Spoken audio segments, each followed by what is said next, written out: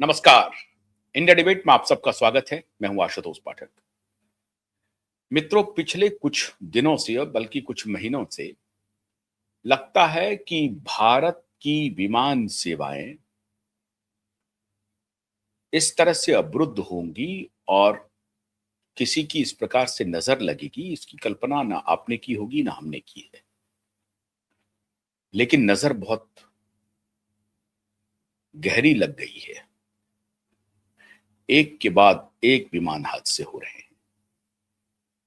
जून 2025 में 12 जून 2025 को जो विमान हादसा हुआ जिसमें 260 लोगों को हमने खोया, और उसके बाद अभी कुछ दिन पहले 5 लोगों को हमने खोया था, इंक्लूडिंग हम लोगों ने खोया महाराष्ट्र के deputy chief minister Ajit Pawar. और अब एक दिन पहले झारखंड में चतरा में एक एयर एम्बुलेंस क्रैश हो गया। 7 लोग सवार थे, 7 लोगों की मौत हो गई। कहा गया कि रांची एयरपोर्ट से जब ये एयर एम्बुलेंस टेक ऑफ किया उस वक्त मौसम खराब थी, और मौसम खराब होने की वजह से पायलट ने डेविएशन की शायद मांग भी की थी। लेकिन अब नियति को कौन टाल सकता है। संध्या काल में उड़ान भरी और उसी बीच में मौसम खराब हुआ और चतरा के घने जंगलों में संपर्क टूट गया एयर एम्बुलेंस से, एटीसी का। और उसके बाद खबर आई कि एयर एम्बुलेंस क्रैश कर गया। इस एयर एम्बुलेंस में जो आ रहे थे, जो पेशेंट आ रहे थे, उसकी उम्र लगभग 40 साल की थी। अब बिजली करंट लगने से वो ये थे, जले हुए थे। करंट लगने से जले थे या किस कारण से जले हुए थे, वो एक जला हुआ केस था जिसको कि सर गंगाराम हॉस्पिटल दिल्ली ले आया जाना था। लेकिन वो आ नहीं सके। उनके साथ साथ उनके जो परिजन थे उनकी भी मौत हुई, और जो पायलट थे, अटेंडेंट थे, उनकी भी मौत हो गई। जो डॉक्टर थे उनकी भी मौत हुई। एयर एम्बुलेंस की ये कोई पहली घटना नहीं हुई है। आपको याद होगा कि इससे कुछ साल पहले 2011-12 में जब पटना से एक एयर एम्बुलेंस आ रही थी दिल्ली के लिए, तब वो फरीदाबाद में, और कुछ मतलब लैंड करने के कुछ देर पहले ही वो क्रैश कर गया था। तो ये कोई पहली घटना नहीं है एयर एम्बुलेंस के मामले में। अब एक और घटना 24 फरवरी को घटी।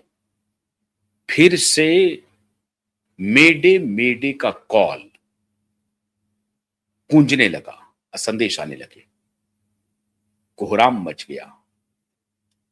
एटीसी में कोहराम मचा, एयरपोर्ट पर कोहराम मचना शुरू हो गया। और ये मेडे मेडे कॉल जो था वो एक स्पाइस जेट प्लेन का था, बोइंग 737, जो दिल्ली से लेह जा रही थी। और SG-121 एयरक्राफ्ट, ये जो नंबर था वो SG-121 बोइंग 737 दिल्ली से लेह की तरफ जा रहा था। तकरीबन 45 मिनट के बाद, 45 मिनट उड़ान भरने के बाद तकनीकी खराबी आई प्लेन में, एयरक्राफ्ट में, और उसके बाद पायलट का मेडे मेडे का कॉल, संदेश, जो भी आप कह लें, ये गूंजने लगा, प्रसारित होने लगा। आनन फानन में व्यवस्था की गई और दिल्ली एयरपोर्ट को अलर्ट किया गया, एटीसी दिल्ली को अलर्ट किया गया, दिल्ली एयरपोर्ट को अलर्ट किया गया, और सारे अलर्ट मोड पर आ गए और आनन फानन में तैयारी की गई। ईश्वर की बड़ी असीम कृपा रही कि स्पाइस जेट का वो विमान सुरक्षित लैंड कर गया और कोई अप्रिय घटना नहीं घटी। 150 यात्री सवार थे उस प्लेन पे, इंक्लूडिंग क्रू मेंबर्स। तो मान के चलिए कि 140 के आसपास यात्री होंगे और 8-10 तो क्रू मेंबर्स होते ही हैं। तो 8-10 क्रू मेंबर हुए, या 4-5-6 क्रू मेंबर्स हुए, और बाकी यात्री होंगे। टोटल संख्या 150 लोगों की थी जो ऑन बोर्ड थे उस एयरक्राफ्ट पे। खैर, वो सुरक्षित वापस आ गए, लैंड हो गई। भगवान की बहुत बड़ी कृपा रही। लेकिन 2-3 महत्वपूर्ण सवाल, उसके जवाब आज तक नहीं मिल रहे हैं। एयरक्राफ्ट एक्सीडेंट इन्वेस्टिगेशन ब्यूरो क्या कर रही है? इन्वेस्टिगेशन का काम चालू है उनका, लेकिन इन्वेस्टिगेशन का काम 2023 में जो एयरक्राफ्ट की क्रैश लैंडिंग हुई थी मुंबई एयरपोर्ट पर, उसकी फाइनल रिपोर्ट नहीं आई है। 2025 जून में जो क्रैश किया एयर इंडिया का विमान, उसकी भी फाइनल रिपोर्ट नहीं आई है। अब 28 जनवरी को जो विमान क्रैश किया है, जो चार्टर विमान था अजीत पवार का, उसका भी कोई फाइनल रिपोर्ट नहीं आया है। तो ये एयरक्राफ्ट एक्सीडेंट इन्वेस्टिगेशन ब्यूरो की कोई अकाउंटेबिलिटी है या नहीं है?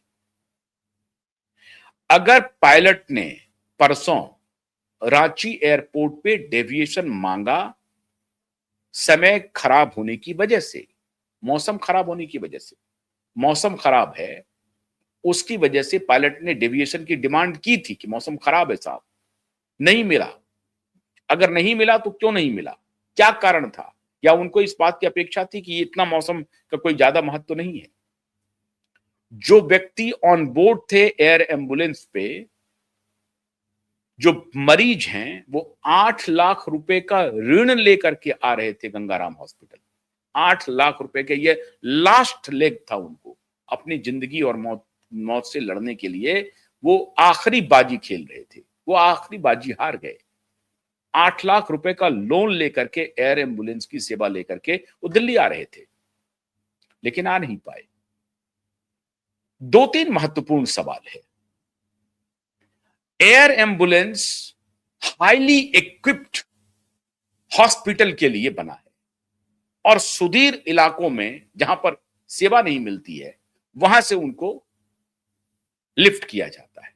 अब आप कहेंगे कि ये लिफ्ट तो दिल्ली हो जाए, या लिफ्ट मान लीजिए कि रांची के आसपास के किसी ग्रामीण इलाके से भी आप लिफ्ट कर सकते हैं, क्योंकि एयर एम्बुलेंस का मतलब ही वही है कि जहां पर आवश्यकता है वहां पे मेडिकल फैसिलिटीज नहीं है तो एयर एम्बुलेंस वहां पहुंच सकती है, हेलीकॉप्टर वहां पर लैंड कर सकता है और वो पेशेंट को लेकर के उड़ सकता है। और नियरेस्ट जो हॉस्पिटल इक्विप्ड है, जहां सुविधाएं हैं, आधुनिक सुविधाएं हैं, तथाकथित आधुनिक सुविधाएं हैं, वहां पर उनका इलाज करवाया जा सकता है।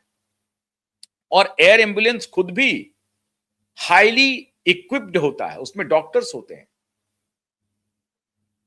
बहुत सारे उपकरण ऐसे होते हैं जो लाइफ सेविंग होते हैं, वो उसमें पूरी तरह से इक्विप्ड होता है। आधुनिक एयर एम्बुलेंस का मतलब है कि न सिर्फ डॉक्टर इन पर्सन वहां प्रेजेंट रहते हैं, बल्कि पूरा जो एयरक्राफ्ट है, जो हेलीकॉप्टर है, एयरक्राफ्ट कहते हैं या एयरक्राफ्ट कहते हैं, जो भी कह लें आप, वो जो है एयरक्राफ्ट, वो पूरी तरह से तकनीकी रूप से पूरा एडवांस रहता है। अब उसमें वेंटिलेटर हो या ऑक्सीजन हो या अन्य चीजें जो हो सकती हैं तकनीकी रूप से, उस सब की सुविधा वहां पर उपलब्ध रहती है। फिर भी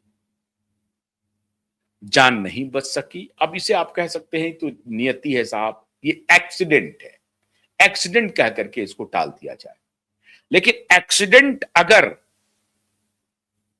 फटाफट होने लगे, फौरन होने लगे, एयर एम्बुलेंस क्रैश करता है और मेडे मेडे का इधर दूसरी तरफ कॉल आ रहा है, तो इसका मतलब है कि एयर सर्विस में कुछ ना कुछ केओटिक है, जिसका ख्याल नहीं रखा जा रहा है और लाखों पैसेंजर्स की जान खतरे में डाली जा रही है।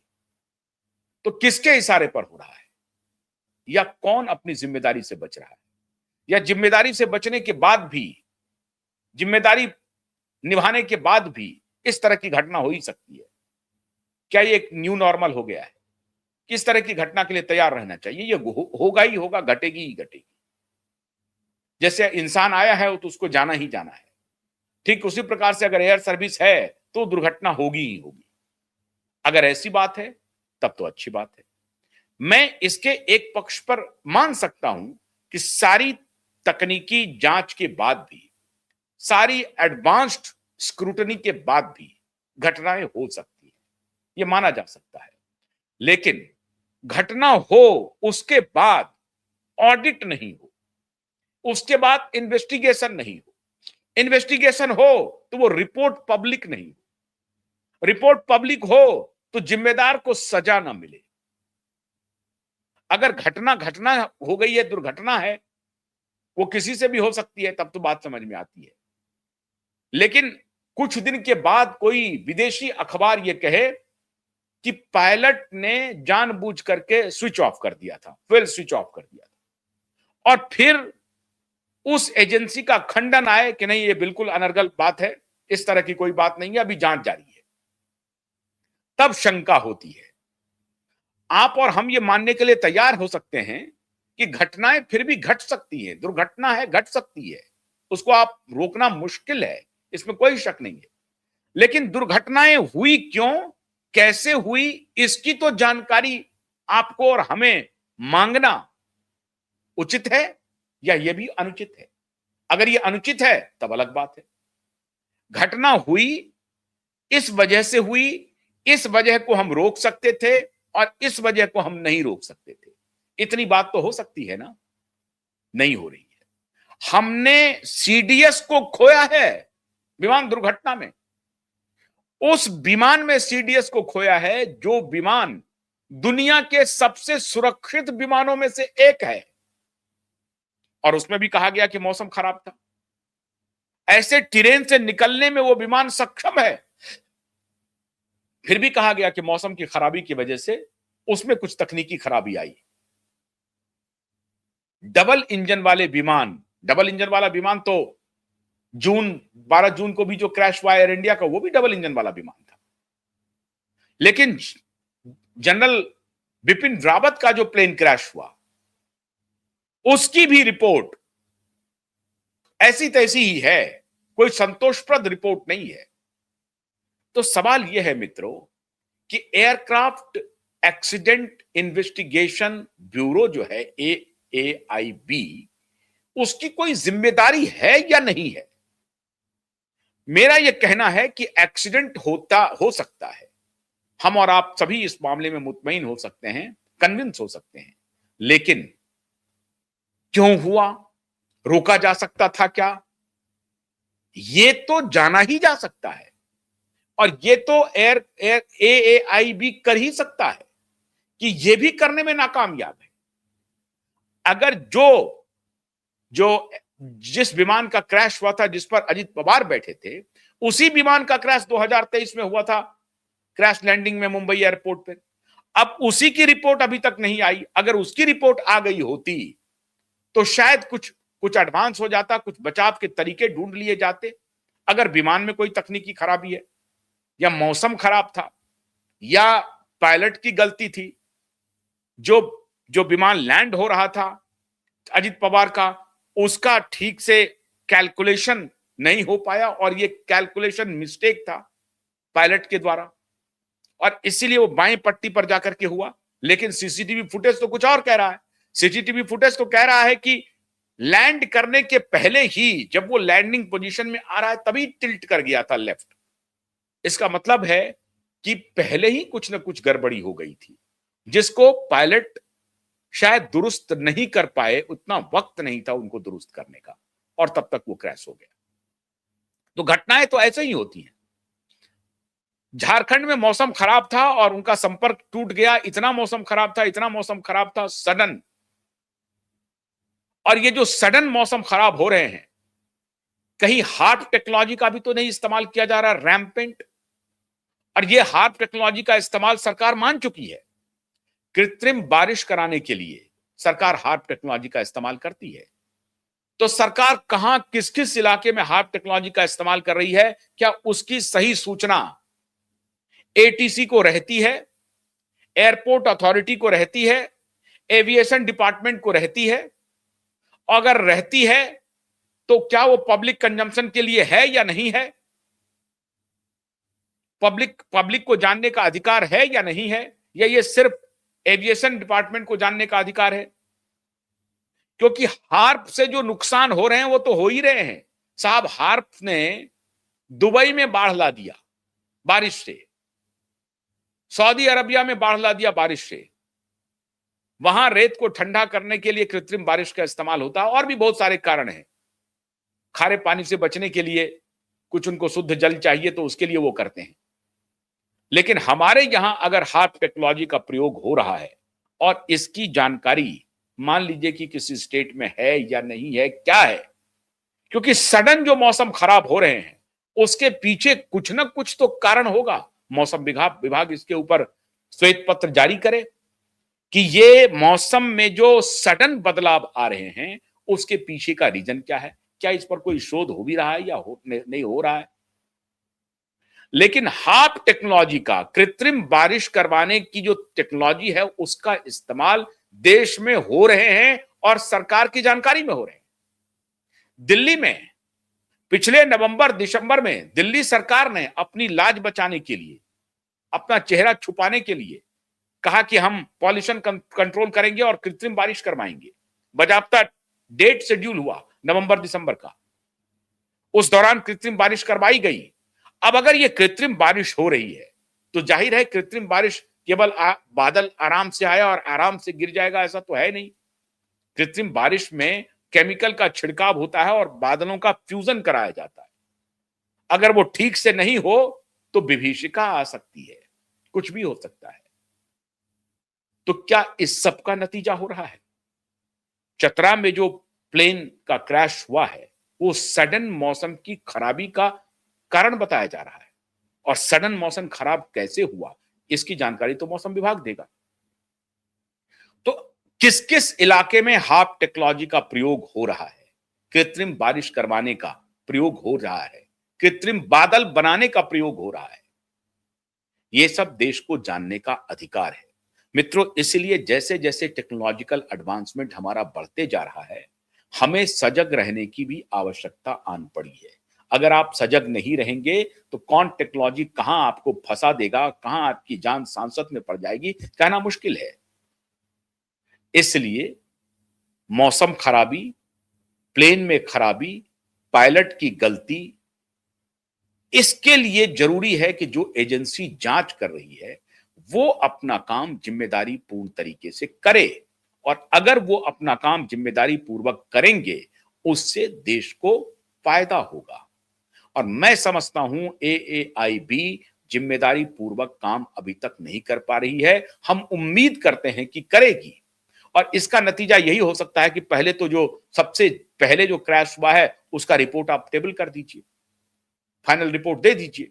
2023 के लैंडिंग क्रैश का दे दीजिए, 12 जून का क्रैश का दे दीजिए, फिर अजीत पवार की घटना को अब 1 महीने होने जा रहे हैं उसका कुछ दे दीजिए, और अब फिर ये एयर एम्बुलेंस का क्रैश आ गया और फिर मेडे मेडे की अपील हो गई। मित्रों, ये घटना बहुत सहज नहीं है, बहुत सामान्य नहीं है, ये असामान्य घटना है। इसलिए देश के नागरिकों को ये जानने का अधिकार है कि इतना बड़ा टेक्नोलॉजी क्योस क्यों हो रहा है एविएशन के क्षेत्र में। एयरक्राफ्ट में टेक्नोलॉजिकल ग्लिच आ रहे हैं, उसके बाद मौसम खराब कृत्रिम रूप से किए जा रहे हैं, तीसरा कहा जा रहा है कि सेबोटाज भी किया जा रहा है, पायलट की मानसिक स्थिति खराब है। बहुत सारे पायलट्स को अभी 1-2 खबरें ऐसी आई कि वो हार्ट अटैक हो रहा है। उस हार्ट अटैक के पीछे, पायलट्स को जो सडन हार्ट अटैक आ रहे हैं उसके पीछे ये जो वैक्सीन का खेल है उसका एडवर्स इवेंट है। तो जितने इनोवेशंस हैं, जितने टेक्नोलॉजीज हैं, वो हमारे आपके लिए एक तरफ तो फायदा भी कर रही है, दूसरे तरफ नुकसान भी करते जा रही है। तो इस सब के ऊपर हम सबको गंभीरता से विचार करना पड़ेगा। टेक्नोलॉजी का क्या इंटरवेंशन हो, कैसे हो, और सुरक्षित इंटरवेंशन कैसे किया जाए। और ये तभी संभव है कम से कम एविएशन सेक्टर्स में कि वो एक्सीडेंट की जो रिपोर्ट हैं वो जल्द से जल्द टेबल करें, तभी आगे का बचाव हो सकता है। बहुत बहुत शुक्रिया। नमस्कार।